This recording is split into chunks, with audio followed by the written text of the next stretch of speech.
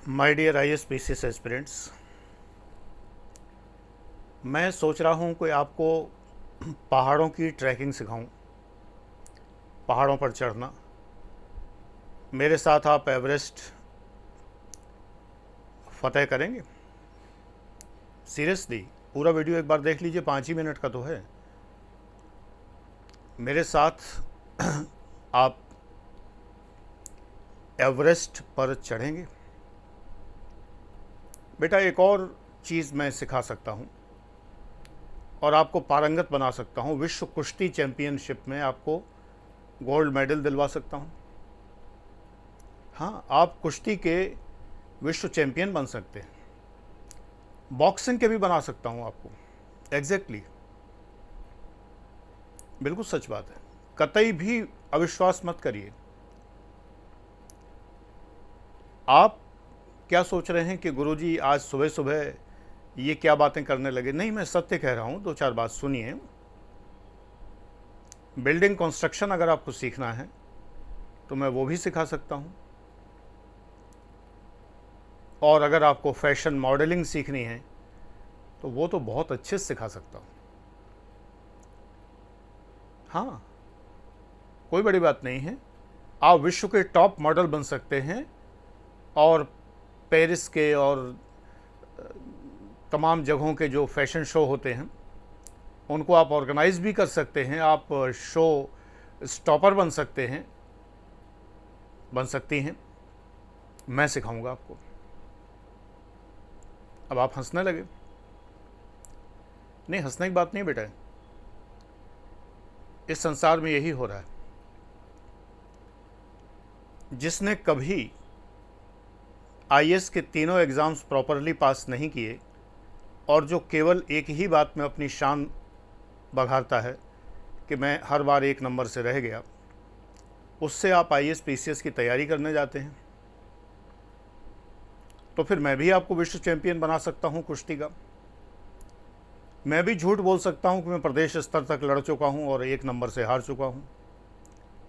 मैं भी झूठ बोल सकता हूँ कि मैं जिला स्तर का कुश्ती चैंपियन रहा हूँ, कि मैं फैशन फोटोग्राफर रहा हूँ, फैशन मॉडल रहा हूँ। मैं झूठ बोल सकता हूँ। चलो, सच भी बोल रहा हूँ। तो जब आप सदैव असफल लोगों को सिलेक्ट करते हैं सफल की तुलना में, क्योंकि आप सफल से डरते हैं, आप मेहनत नहीं करना चाहते, इसलिए आपको सफल से डर लगता है, जैसे कि मुझसे लगता है। असफल से आपको डर नहीं लगता, वो अपनी पार्टी का आदमी लगता है कि मैं भी 3 बार बैठ चुका हूँ, 2 बार बैठ चुका हूँ, अब कोचिंग की शरण में आया हूँ, तो आपको उससे डर नहीं लगता। गुरुजी बड़े अपने अपने से लगते हैं। अरे गुरुजी भी नहीं, गुरुजी भी नहीं पास हो पाए, एक नंबर से रह गए। यही तो हुआ।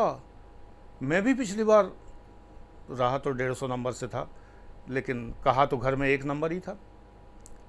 गुरुजी तो अपनी पार्टी के आदमी हैं और अपना मानुस, अपना घर का मानुस, अपनी बोली बानी का मानुस, अपने क्षेत्र का आदमी, अपनी संस्कृति का आदमी। ये आनंद प्रदीक्षित कुछ संदिग्ध आदमी लगते हैं। ये कहते हैं 4 बार PCS में सफल हुए हैं। मैं ये कुछ पराए पराए से लगते हैं। बाकी सब ठीक है, बच्चों की तरह बात करते हैं, लगातार 1.5 साढ़े 5 साल से पढ़ा रहे हैं।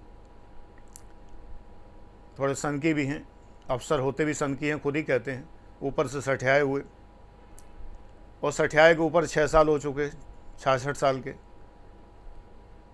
यार, इनसे पढ़ने में थोड़ा डर लगता है, लेकिन वो गुरुजी अपने से हैं। हर बार रह जाते हैं, रह जाते हैं, रह जाते हैं। कितने अपने हैं, कितने प्यारे हैं। चलो वहीं पढ़ते हैं चल के।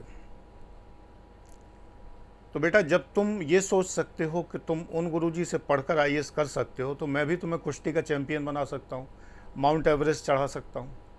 लेकिन मैं ये करता नहीं हूँ, क्योंकि ना मैं झूठ बोलता हूँ, ना मैं फ्रॉड करता हूँ। मैं सीधी और सच बात बोलता हूँ, और वो सीधी और सच बात ये है कि पहला सिलेक्शन ट्रेजरी ऑफिसर का, मेरी उम्र हो चुकी थी IAS के लिए ऊपर 26 साल होती थी। कहीं भी रिकॉर्ड निकलवा के देख लीजिए, 26 ईयर्स होती थी मैक्सिमम एज लिमिट, मैं बैठा हूँ 28 ईयर्स पर। पीसीएस में एसडीएम के लिए 26 ईयर मैक्सिमम एज होती थी और कॉमर्शियल क्या कहते हैं अकाउंटिंग सर्विसेज के लिए 28 ईयर्स होती थी। एक चांस मेरे पास था और उस एक चांस में 15 वैकेंसीज़ में से मैंने एक पोस्ट, एक ही चाहिए मुझे, ट्रेजरी ऑफिसर की ली। मेरा सिलेक्शन हुआ। 3 साल में रिज़ल्ट आता था। जब सन 81 का पीसीएस दे दिया यूपी का, तो अगले साल 82 का एडवर्टाइज़ हो गया 82 का। तब तक रिज़ल्ट नहीं आया था तो वो भी दे दिया। फिर 83 का भी एडवर्टाइज़ हो गया, एमपी पीसीएस 82 का भी एडवर्टाइज़ हो गया, वो भी दे दिए। अब रिज़ल्ट आने शुरू हुए तो पहला रिज़ल्ट 1981 का ट्रेजरी ऑफिसर, फिर 82 का रिज़ल्ट आया रीजनल ऑडिट ऑफिसर, फिर 83 का रिज़ल्ट आया असिस्टेंट कमिश्नर, 82 का एमपी पीसीएस आया बीडीओ। 4 सिलेक्शन लगातार मेरे पास हैं। और फिर मैंने पहले ट्रेजरी ऑफिसर ज्वाइन किया, 3 साल में वहाँ नौकरी करता रहा। तब तक असिस्टेंट कमिश्नर में सिलेक्शन हो गया। 86 में सेल्स टैक्स डिपार्टमेंट में असिस्टेंट कमिश्नर हुआ और वहाँ से असिस्टेंट कलेक्टर कम असिस्टेंट कमिश्नर। ये वो पद है जिस पर डायरेक्ट आईएएस लड़का जो सीधे ट्रेनिंग के बाद आता है, उसके जितने पद होते हैं उनमें से एक पद ये भी है, उसे यहाँ भी भेजा जाता है असिस्टेंट कलेक्टर कम असिस्टेंट कमिश्नर पर। पहले ये नाम डिप्टी कलेक्टर कलेक्शन होता था, तब सीनियर अधिकारी पीसीएस वाले इस पे आया करते थे। अब आईएएस का नया और हम लोगों में से सीनियर अधिकारी इस पद पर आता है। ये आईएएस इक्विवेलेंट पद है। जब मैं वहाँ वर्क कर रहा था तो आगरा पोस्टिंग थी, मैंने बहुत चाहा गाज़ियाबाद हो जाए, नहीं हो पाई। स्वास्थ्य कारण भी थे, रिज़ाइन कर दिया। और वीआरएस जिसे आप लोग कहते हैं, रिज़ाइन होता है हमारे यहाँ गवर्नमेंट में, तो रिज़ाइन कर दिया। और 2001 से पढ़ा रहा हूँ शिखर आईएएस एकेडमी गाज़ियाबाद। और ईश्वर की कृपा से पढ़ने वाले सेलेक्ट होते हैं और जो नहीं पढ़ते हैं वो कहीं भी सेलेक्ट नहीं होते। तो बेटा माउंट एवरेस्ट चढ़ना है, कुश्ती चैम्पियन बनना है, आ जाओ। Thank you.